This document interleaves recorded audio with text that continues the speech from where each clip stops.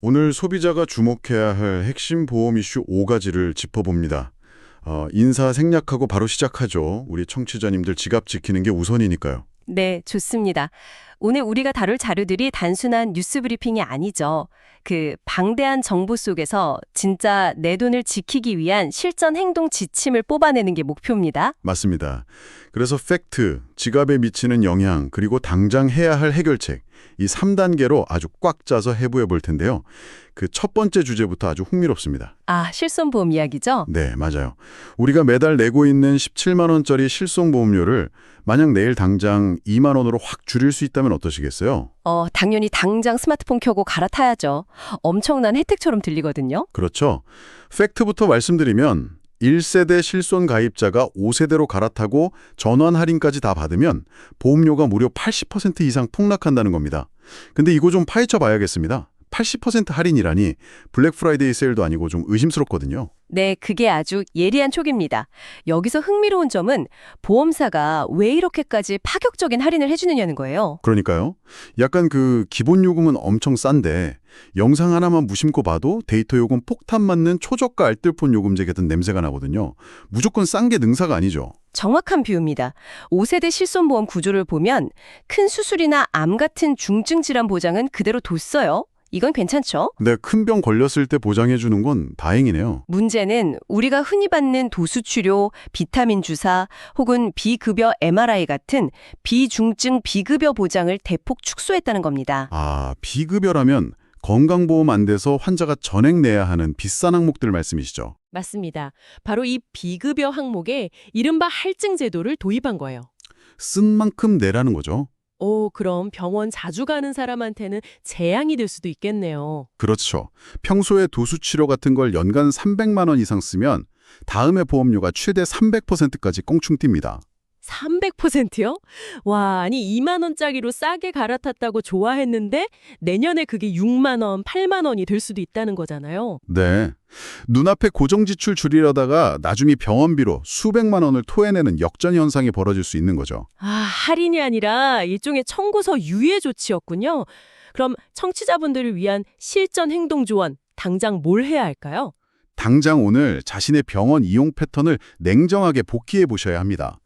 평소 뼈가 안 좋아서 도수치료를 주기적으로 받는다거나 조만간 가족 중 큰 수술이 예정되어 있다. 이러면 어떨까요? 절대 갈아트면 안 되겠네요. 기존 1세대나 2세대를 꽉 잡고 있어야죠. 맞습니다.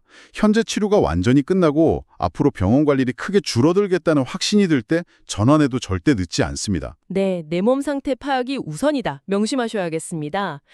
자, 두 번째 주제로 넘어가 보죠. 이번엔 법적, 행정적 책임으로부터 내 지갑을 지키는 운전자 보험 이야기입니다. 아, 이거 정말 중요합니다. 요즘 법이 너무 엄격해졌거든요. 맞아요. 최근에 민식이법 같은 스쿨존 사고 처벌 강화나 보행자 보호 의무가 엄청 깐깐해졌잖아요.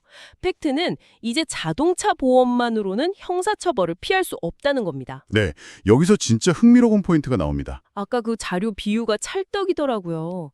자동차 보험이 남을 위한 범퍼라면 운전자 보험은 나를 위한 에어백이다. 내 에어백이 구형이라 안 터진다면 무슨 소용이겠습니까? 구형 에어백이요? 보험 들었는데 안 터지는 경우가 있나요? 자동차 보험은 부서진 차나 병원비 같은 민사적 피해만 물어줍니다.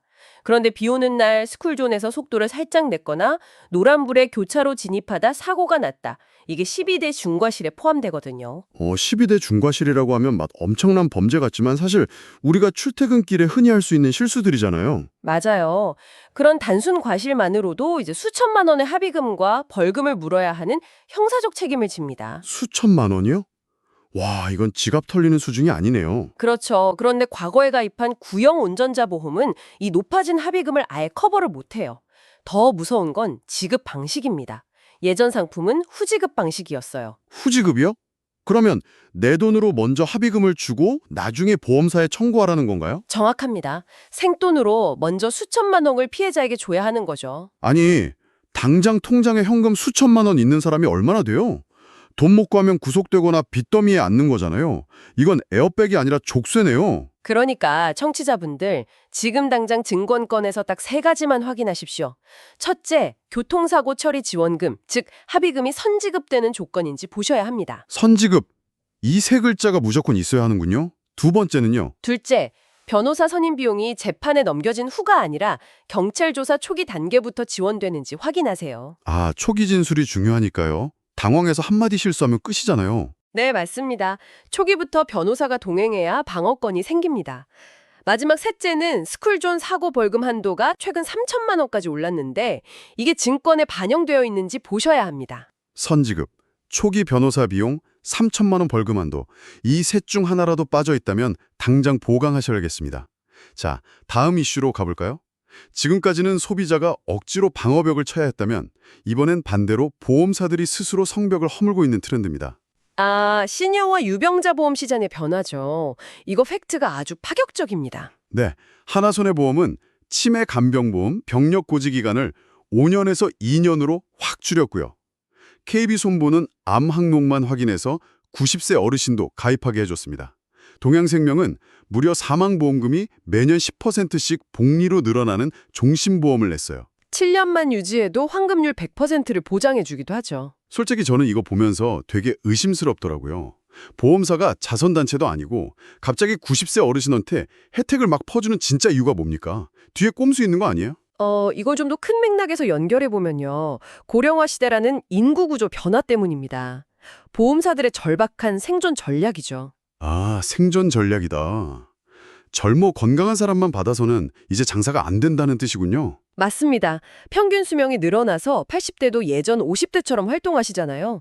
손해율 리스크를 조금 감수하더라도 이 거대한 시니어 시장을 안 잡으면 보험사 자체가 도태되는 겁니다. 동양생명의 체증형 구조 같은 것도 물가 상승 때문에 나중에 보험금 똥값 된다는 불만을 잠재우려는 미끼 같은 거고요. 네, 정확합니다. 하지만 소비자 입장에서는 아주 반가운 소식이죠. 보험이 건강한 사람만의 전유물에서 누구나 혜택받는 일상의 안전망으로 패러다임이 바뀌고 있는 거니까요. 그렇죠.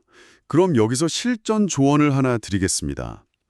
예전에 나이가 많다거나 가벼운 병력 때문에 보험가입 매몰차게 거절당하셨던 분들 있죠. 그 씁쓸한 기억 때문에 포기하지 마시고요. 네, 절대 포기하시면 안 됩니다. 당장 오늘 설계사에게 전화해서 새 조건으로 가입 가능한지 찔러보십시오. 굳게 닫혔던 철문이 활짝 열린 자동문으로 바뀌었을 수도 있습니다. 5년치 병력을 보던 걸 2년만 본다는 건 정말 엄청난 차이거든요. 적극적으로 문을 두드려 보셔야 합니다. 자, 앞서 동양생명 10% 복리 얘기가 나와서 말인데 수익률 쫓아가는 분들 요즘 진짜 많잖아요. 여기서 아주 위험한 피해 유발 사례 하나 짚고 넘어가죠.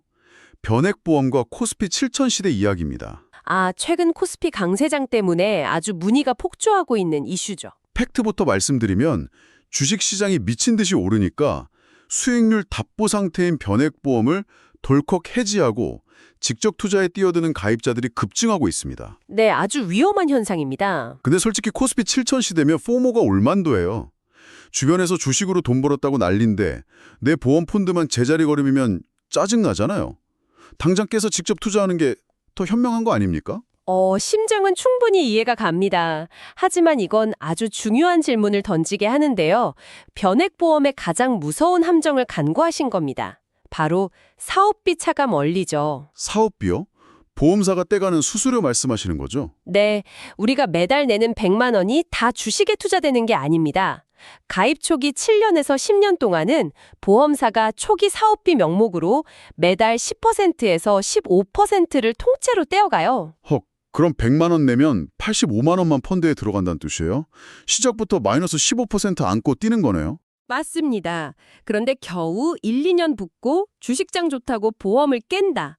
그동안 떼인 막대한 사업비는 한 푼도 못 돌려받습니다. 원금 반토막 나는 거죠?